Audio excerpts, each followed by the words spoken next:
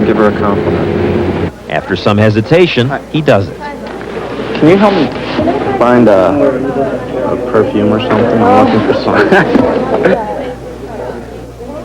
At a distance, over by the shirts, Piccioni watched, as did our camera.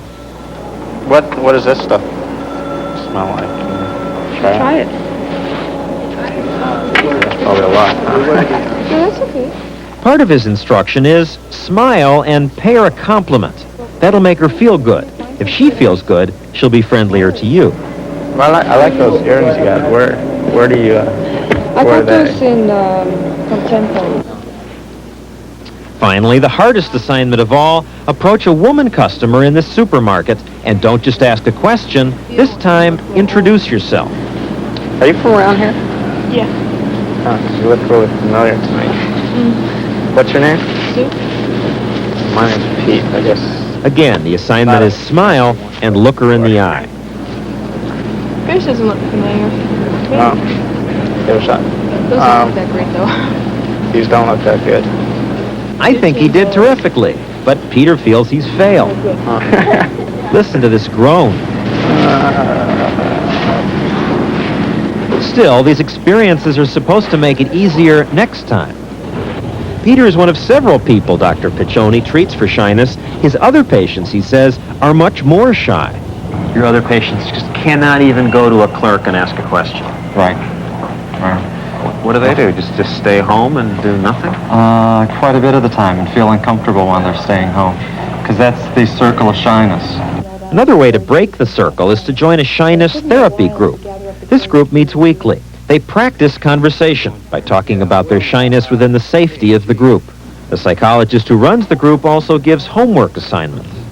For example, she told writer Carolyn Kennedy to make a phone call to a magazine that she wants to sell a column to. Oh, hi. My name is Carolyn Kennedy. I'm a writer of humor. I have written a column about Mother's Day, and I was wondering if you'd be interested in considering it. She'd been avoiding making this call for a year. That sounds great. All right, well, thank you very much. Bye-bye. It's so goddamn easy. Her next assignment... I went to a coffee shop, and my instructions were to sit at a chair, and the first stranger who would sit next to me, I was to strike up a conversation with them. I arranged it so I was the first stranger to sit there. Have 1 egg over easy with crisp bacon.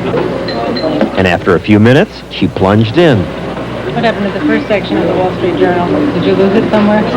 Yeah, I had to share it with somebody. Oh.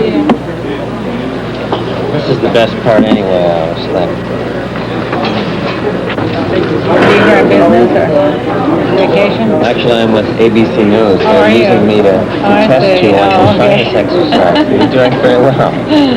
Okay, it was tough. You didn't hesitate. You plunged I right know, but I ahead. have to. You see, this is an assignment. They're making me. You've been in this group now 2 years. Are you different from the way you were before? Well, 2 years ago, I couldn't even say that word shy. Now I'm talking about it. I mean, that has got to mean I accept myself a lot more. Carolyn's last assignment, make a speech on what life would be like if she were not shy. If I were not shy, I would be out of the prison that I have been living in. I would feel free to make contact with people. I would feel free to move my body. I think I'm close. I think I really am. Today I saw the possibilities. I said, why have I felt this bad all these years? I couldn't see any reason for it. How were these two people doing a year later? Well, they were doing quite well, but they still had to work at it.